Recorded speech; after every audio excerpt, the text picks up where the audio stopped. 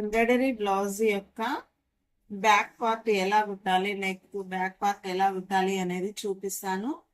చూడండి. ఫస్ట్ అయితే నెక్ ఎలా కుట్టాలి, లైనింగ్ ఎలా జాయిన్ చేయాలి, ఫస్ట్ నెక్ కుట్టాలా లైనింగ్ జాయిన్ చేయాలా అనేది కూడా తెలుస్తుందండి. ఇది చూస్తే ఫస్ట్ అయితే నెక్కే కుట్టాలి. ఇలా ఒకదాని మీద ఒకటి పెట్టుకోవాలి. లైనింగ్ బ్లౌజ్ పీస్ అనేది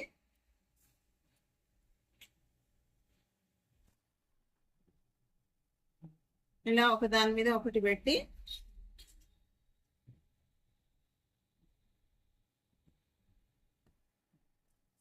మధ్యలో నెక్ అనేది కదలకుండా ఉండడానికి ఒక కుట్టేయాలి.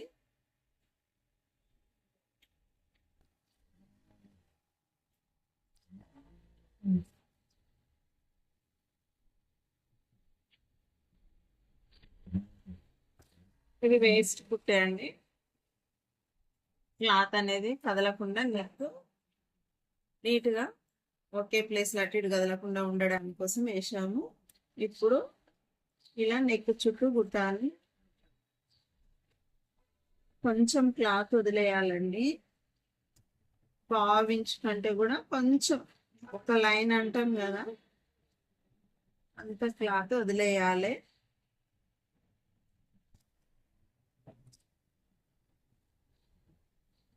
ఇలా చుట్టూ కుట్టాలి. ఇలా చుట్టూ కుట్టిన తర్వాత జాయింట్ వేసిన తర్వాత మనం పావించు క్లాత్ వదిలేసి ఈ నెక్ అనేది కట్ చేయాలి. ఫస్ట్ అయితే నెక్ కట్ చేయొద్దండి. మనం నార్మల్గా బ్లౌజ్ కటింగ్లోనే నెక్ కట్ చేసాం కదా, ఇలా వర్క్ బ్లౌజ్లకి నెక్ కట్ చేయకుండా క్లాత్ మెజర్మెంట్ అనేది తీసుకొని నెక్ మెజర్మెంట్ ఉంటుంది కదా, వెడల్పు పొడవు, అలా క్లాత్ వెడల్పు ఎంత కావాలనేది తీసేసి ఉంచాలి. నెక్ సైజ్ తీసుకొని క్లాత్ అలాగే ఉంచాలి, కట్ చేయొద్దు. ఇప్పుడు చుట్టూ ఒక కుట్టేయాలి. ఎలా వేయాలనేది కూడా చూపిస్తాను చూడండి.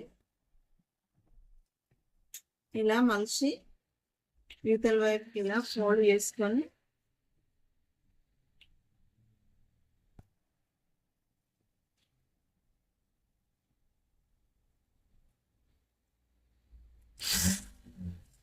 ఇలా కుట్టాలి.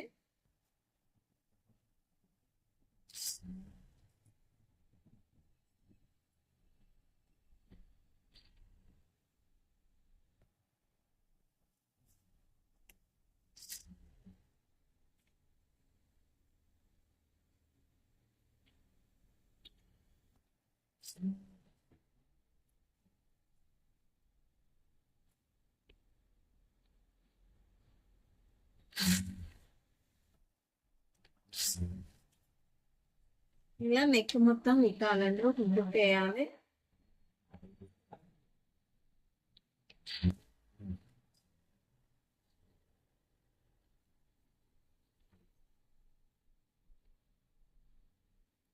నెక్ అనేది ఇలా వచ్చింది.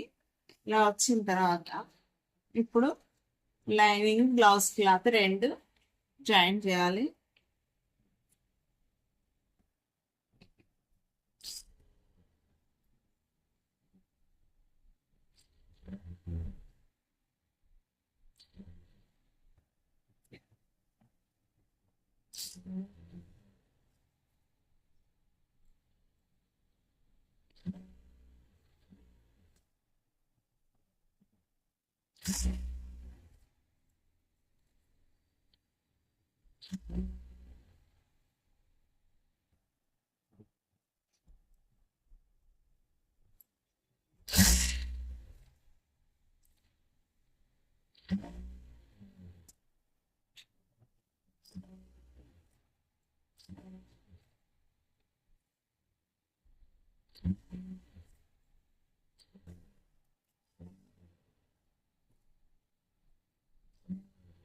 ఇలా లైనింగ్ జాయిన్ చేసుకున్న తర్వాత ఎక్స్ట్రా ఉన్న క్లాత్ అనేది తీసేయాలి.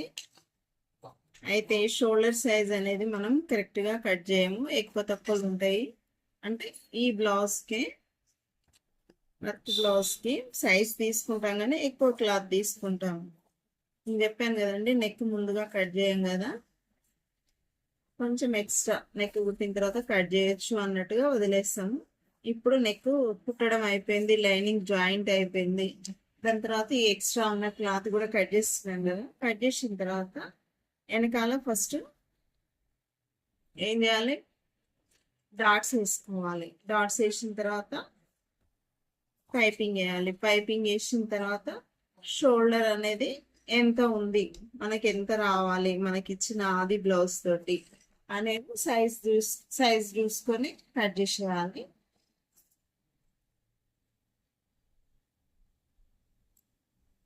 మనం వెనక డాట్స్, షోల్డర్, నెక్ ఏమటి ఈ షోల్డర్ అనేది నాకు 3 ఇంచులు, ఈ షోల్డర్ అనేది నాకు 3 ఇంచులు రావాలి. 3 ఇంచులు రావాలంటే 1.5 ఇంచు వెడల్పుతోటి ఇలా స్ట్రైట్గా నేను డాట్స్ అనేవి వేయాలి. ఇలా మార్క్ చేసుకొని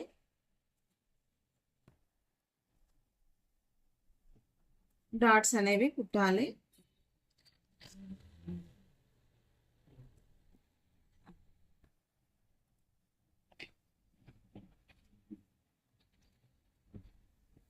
రెండో డాట్ కూడా కుడుతున్నాను చూడండి. 2 డాట్స్ అయిపోయింది. ఇప్పుడు పైపింగ్ చేయాలి.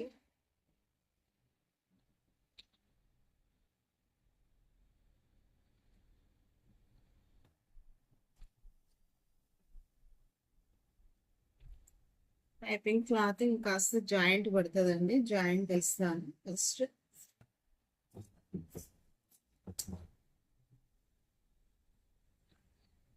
పైపింగ్ క్లాత్ 1 సైడ్ మలిచి కుట్టాలి.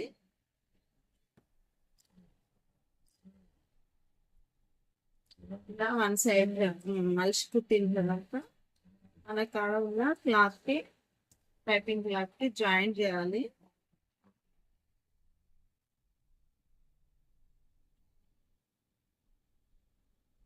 నేనైతే ప్రజెంట్ ఇలా స్ట్రైట్ గానే జాయిన్ చేస్తున్నానండి, ఎందుకంటే ఆల్రెడీ ఇది మలిసి కుట్టి కట్ చేసి ఉన్నది కదా స్ట్రైట్ గా, అందుకని కొంచెం తక్కువ పడుతుంది అన్నట్టుగా స్ట్రైట్ గా జాయిన్ చేశాను. ఇప్పుడు క్లాత్ పైన నడుం భాగంలో పైపింగ్ ఎలా వేయాలనేది కూడా చూడండి. పైపింగ్ క్లాత్ ఫస్ట్ అయితే జాయిన్ చేసుకోవాలి. ఇలా జాయిన్ చేసుకున్న తర్వాత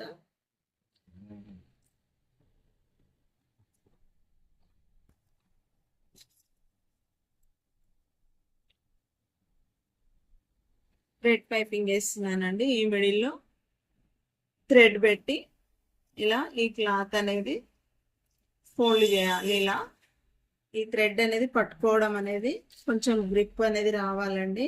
ఒక 2-3 సార్లు బిగినర్స్ ట్రై చేస్తే ఈజీగా వస్తుంది. మనకు కుట్టాలనే లక్ష్యం ఉండాలి, కానీ మన గోల్ పక్కా పర్ఫెక్ట్గా నేను కుట్టగలను, నేను కుడతాను, నేను నేర్చుకుంటాను అనే గోల్ ఉండాలి. ఏ పనైనా చేయొచ్చు అండి, స్టిచ్చింగ్ అనే కాదు. మన ఇంట్రెస్ట్, మన ఓపిక అనేది మనకు ఉండాలి. కాబట్టి బిగినర్స్ అయినా, ఎక్స్పీరియన్స్ ఉన్న వాళ్ళైనా కొత్తగా నేర్చుకుంటూనే ఉంటారు. ఎక్స్పీరియన్స్ ఉన్న వాళ్ళు టైలరింగ్ రంగంలో ఏ రోజు ఆ రోజు కొత్త మోడల్స్ వస్తూనే ఉంటాయి, కొత్త డిజైన్స్ వస్తూనే ఉంటాయి. అవి అలా చూసి ఇలా కుట్టేయడమేనండి ఎక్స్పీరియన్స్ ఉన్న వాళ్ళు. ఎందుకంటే వాళ్ళు ఇప్పుడు కొత్త మోడల్ డ్రెస్ లాంచ్ అయింది మార్కెట్లో, ఆ డ్రెస్ కుట్టాలి అంటే ఆ డ్రెస్ చూడగానే టైలర్స్ కుట్టేస్తారండి ఆటోమేటిక్గా. ఏ పార్ట్ ఎలా కట్ చేయాలి, ఫస్ట్ ఏది కుట్టాలి, నెక్స్ట్ ఏది కుట్టాలి అనేది టైలర్స్కి అర్థమైపోతుంది. అదే టాలెంట్ అండి. ఆ టాలెంట్ అందరికీ ఉంటుంది. టైలర్స్కి నేర్చుకోవాలనే మనలో కోరిక బలంగా ఉన్నప్పుడు మనం ఏదైనా సాధించగలము. ఎప్పుడైనా మనల్ని మనం తక్కువగా తీసుకోవద్దు. 1కి 2 సార్లు పోరాడితే తప్పేనండి, ఖచ్చితంగా సాధిస్తాము. టైపింగ్ అయిపోయింది, బ్యాక్ పార్ట్ స్టిచ్చింగ్ అయిపోయింది. ఇప్పుడు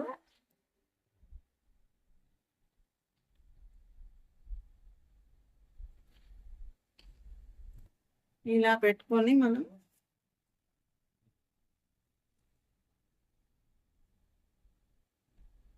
షోల్డర్ అనేది,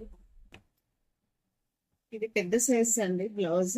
షోల్డర్ అనేది 3 ఇంచులు రావాలి, 1/2 ఇంచు కుట్లకు పోవాలి, అంటే 3.5 ఇంచులు మనం ఈ పొడవు ఈ ఈ అడ్డం అయితే కరెక్టే ఉంటుందండి. ఇలా అర్థమైంది కదండి.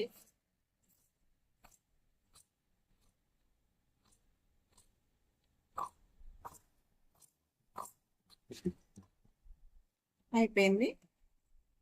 నచ్చినట్లయితే ఒక లైక్ చేయండి. ఫస్ట్ టైం నా ఛానల్ చూస్తున్నట్లయితే సబ్స్క్రైబ్ చేయండి. Please support me.